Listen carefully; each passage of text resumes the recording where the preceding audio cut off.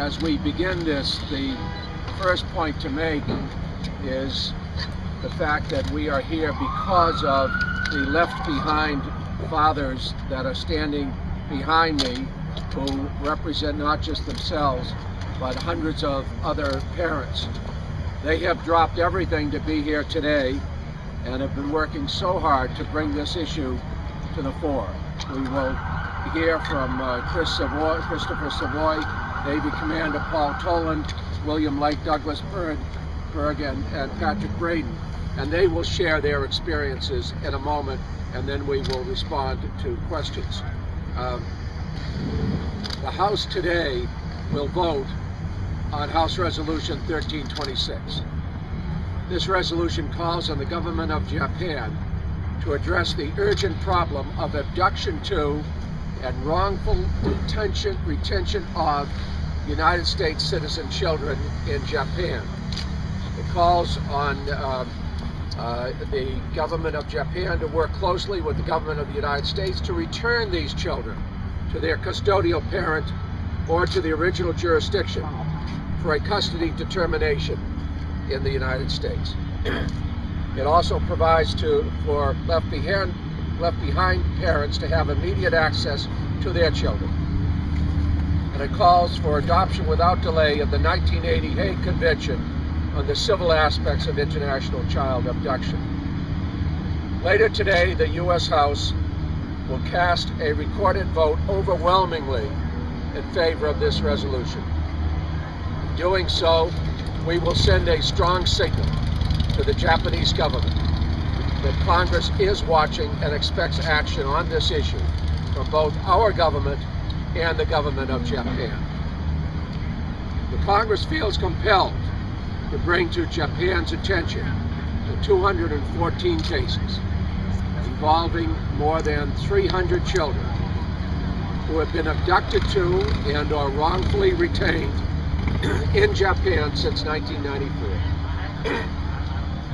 These American children are in Japan as a result of kidnapping by a parent with Japanese citizenship following the breakup of their relationship to the American citizen parent. Research shows that this is nearly always very psychologically harmful to the abducted children. But despite a deep concern throughout the international community, the Japanese government has yet to accede to the 1980 Hague Convention on the civil aspects of international child abduction, or create any other mechanism to resolve international child abductions. Japan's existing family law system, which in some cases dates back to the 1600s, neither recognizes joint custody nor actively enforces parental access agreements for either its own citizens or foreigners, relying exclusively on the voluntary cooperation of the parent or guardian who has abducted the child. Essentially, American parents must beg to see their abducted children and have no legal recourse if the taking parent chooses to deny them access, which is the case for about 300 American children.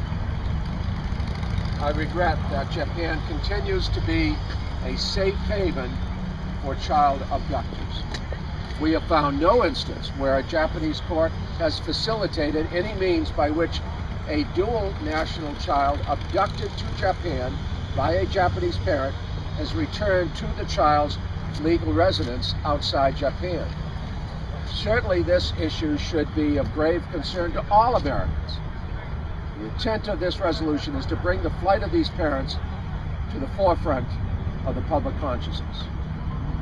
By ratifying the 1980 Hague Convention on the civil aspects of international child abduction, Japan will commit to a process that will return abducted children to their custodial parent in the United States and elsewhere where appropriate, or otherwise immediately allow access to their non-Japanese parent for purposes of visitation.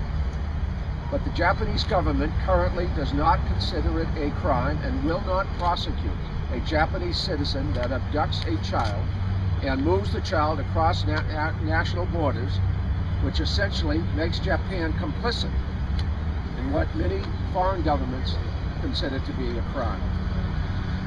Ironically, though, Japan does prosecute cases of foreign nationals removing Japanese children from Japan.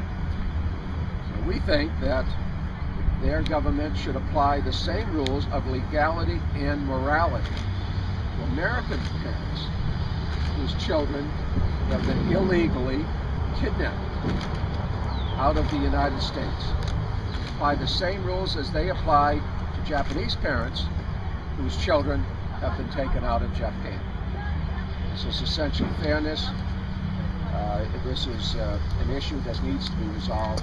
It's one where we very much need the executive branch to cooperate with us in rectifying a situation that is particularly heartbreaking for the parents that have had their children taken from them and have had no access to their children.